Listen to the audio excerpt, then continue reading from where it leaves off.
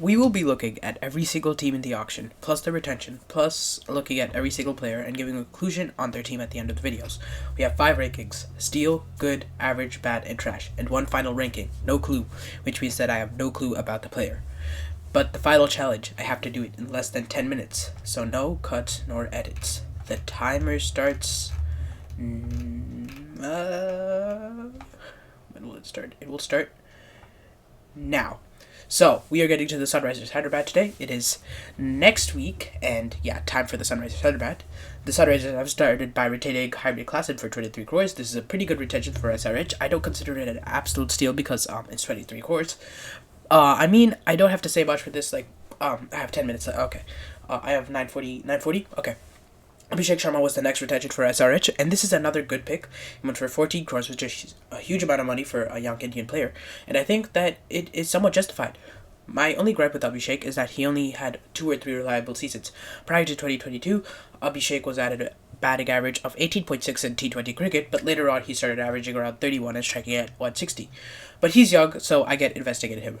SRH, their next retainment, Pat Cummins for 18 crores. Between average and good, the only reason he's not average is because he captained well and essentially brought the revolution to the Sunrisers' batting lineup. And my only gripe with him is that he's not a particularly great T20 bowler, but he's shown some improvement in the past 2 to 3 years. I mean, my guy took a hat-trick against, Afghanistan and some other team in the T20 World Cup. So, yeah, that's pretty good. Nitish Kumar Reddy for 8 crores is an absolute steal just because he's been so good in every single game he's played since IPL 2024. I underestimated his test prowess, if I'm being honest. He was great in Australia and great against Bangladesh as well.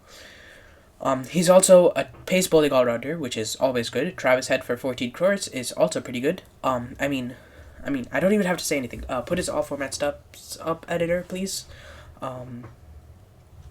Thank you, editor. Now on to the auction buys. Let's go to the no clue section first. Aniket Verma and Zishan Ansari haven't played much professional cricket. I cannot find too many stats on there, so I don't want to give you guys a proper summary of them. If you can find some stats, please comment them down below, and I will make a short video on them. Our first auction buy will be Mohammad Shami. Mohammad Shami is a good pick for a team like SRH. SRH values their bowlers a lot, and I have a couple concerns with Shami. One, he went for 10 crores. This is a pretty good price for a player like Shami, but it might be a lot more considering his injury record and his age. Second, he's not the best T20 bowler. Shami has taken 198 wickets in 163 innings. That's amazing, but the problem is his average and his economy. He goes at 8.2 and averages 24.3, which isn't that good. I think that's worse than Jay Devanarkut. Nevertheless, he's been amazing in the past 3 years in T20 cricket, taking 87 wickets in 47 innings and going at 7.8 RPL. Ishan Kishan, on the other hand, is an average buy. Ishan isn't a bad player by any means, but he's been not good for a while, and his stats haven't been great either. He's been dropped from the Indian team for not cooperating for BCCI. I think it's hard to sum up his career, and he's really lost his way. SRH is a good team for a comeback though, but 11.25 crores? Not for now. Harshal Patel is a solid pick. Harshal has the ability to take wickets, but never go at a respectable economy. He goes at 8.3 and has an average 23.1, but he's taken 244 wickets, striking every 16 deliveries. It's a risky buy, but he's a good pacer. SRH have a good pace score going, a swinger, a slower ball specialist, and a seam mover. Adam Zampa for 2.4 crores is an absolute steal. Adam Zampa has been the best T20 leg break googly bowler from Sina other than Adil Rashid for a while. I mean, he's literally the best. I don't know what else to say. Next is Rahul Chahar, who is a good pick. Rahul Chahar in T20 cricket is pretty solid, just not the wicket-taking kind of bowler. He's pretty economical and was relatively inexpensive in money, 4.2 crores. SRH has the capability to mold players into something great, and he's relatively young. There are only more positives for him, like how he can really help their lackluster spin department, other than a few years with Rashid Khan. Anyway, next player. Atharva Tide for 30 lakhs is an absolute steal. While I do feel weird about putting uncapped players in steals, the few that are in steals are amazing. He's just a great player in general. Look at his T20 stats. He can also bowl a little, young too, great for the future, and really just awesome all around. Sachin Baby is a weird, basically average pick. Sachin Baby is a solid on-cap player, but he's old now. He's been in good form in this mat. This is again Mushtaq Ali Trophy. Scoring 40s, around 150 strike rate, which is good. But other than that, there's nothing. Might be just a sub or average number 3 batter. He might play 3 or 4 games. Abhinav Manohar is another average pick. He's a solid finisher.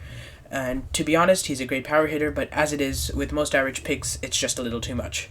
I'm confident he'll be playing though. He was good in the Karnataka Domestic League and will definitely be a huge threat. Simranjeet Singh is a good pick. I really wish CSK got him back this year. I mean, I'm a CSK fan, so I really wish they got him back this year. Okay, I have 4 minutes. Just so how good he is. The fact that I want him back. I don't really like fast bowlers in CSK, but whatever. Indian fast bowlers usually go for a lot of money in the auction, and Simranjeet Singh is one of those Indian fast bowlers who can bowl super tight lines and isn't as expensive. In T20s, he goes at about 7.6 runs per over, and can take a solid amount of wickets too. For 1.5 crores, he's a good buy. I don't have to explain myself when I say that Jaydev Unadkat for 1 crore is a pretty bad pick. I mean, for God's sake, the dude goes at 8 and averages 24 in T20s. Next one, Kamadou Mendes is an average pick because he's an average player in T20s. He averages 27 and strikes at 128 with the bat, and that's just not good, especially when you want to play at like 5 or 6. With the ball, he's not very good either. He goes at 8 and over and has 17 wickets. I have 4 minutes left. If you want to bowl him, he has to be a part-timer. For 75 lakhs, it's just not worth it. The only reason he isn't bad or trash is because of his test prowess. Like, how he's already better than Bradman. Ishan Malinga is a good pick for 1.2 crores. Ishan Malinga is looking like a fine future Sri Lankan player, or pacer, in general, in taking 13 wickets in 13 innings in T20s. But he's only bowling about 2 overs per innings. So he could take like 26 wickets in 13 innings if you're giving him the ball for 4 overs. Okay, whatever. His economy is only 7.4, so he's a good pick overall. Finally, Bryden Kars is a good pick for 1 crore. English player, he's shown some potential, and here are his stats. Anyway, time for the 11. We have Abhishek Sharma and Travis Head opening just like last season. Atharva Tide can play at number 3, or Sachin Baby can play instead, with Heinrich Klaasen at 4, Nitish Kumar Reddy at 5, and either Abhinav Manohar or Ishan Kishan, who will keep if Ishan Kishan is playing, at 6. I mean, I feel weird about putting Ishan Kishan at 6 since he's like the opening kind of batter, but he can pull off like the Adam Gilchrist in test kind of work and like finish. I think he's a solid player. He can play at like 4, 5, 6. I think if he plays at 6, it will definitely improve his chance of getting into the India squad because, I mean, we don't have a proper number 6 batter. Do we? No, I don't think we do. I mean, we have Hardik. Yeah, we have Hardik and Rinku, but he can play at number 5 if he plays at 6. Like, that's... Number 5 is usually a good spot in T20s. An easier spot in T20s. That's why I put Nitish Kumar Reddy there, just to improve his playing ability. Anyway, number 7 will be Kamadou Mendes or Abhinav Manohar. That's obviously going to be Abhinav Manohar because I said that Kamadou Mendes is not a good finisher in T20s. I think he did have a solid match versus New Zealand once, like this year. I think it was like 1 month ago, I believe, if I'm not wrong. 1 or 2 months ago, he did have a solid day versus New Zealand.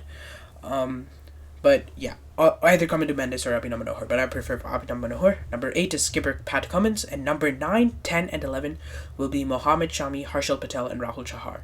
All of them are like really good bowlers, so they're all playing. And also, I used up all my overseas player spots. Okay, I only have 1 minute left. If Kamadou Mendes is not playing, Bryden Kars, Adam Zampa, or Ishan Malinga can play as their impact player. Otherwise, Simranjeet Singh will be their impact player if they want a pacer, or if they want another batter, I guess they could use like Zishan. What's his name? I don't know. 1 minute left.